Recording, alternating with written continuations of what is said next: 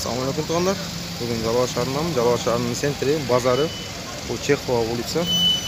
Азыр бул жерге май кызматкерлери келип, эртең менен саат 8ден баштап. Бул жерге машина токтотпой атат. Да, бул жерде знак бар.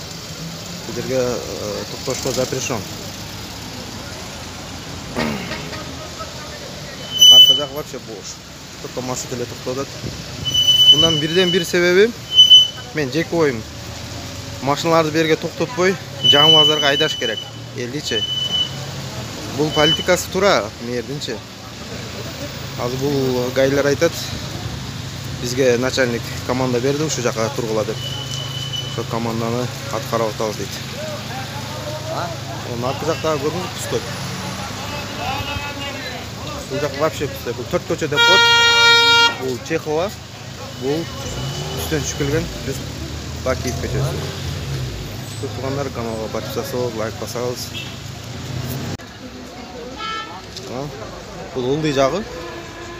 Бир дагы машина жок. Мына турат, азыр мында алдырат.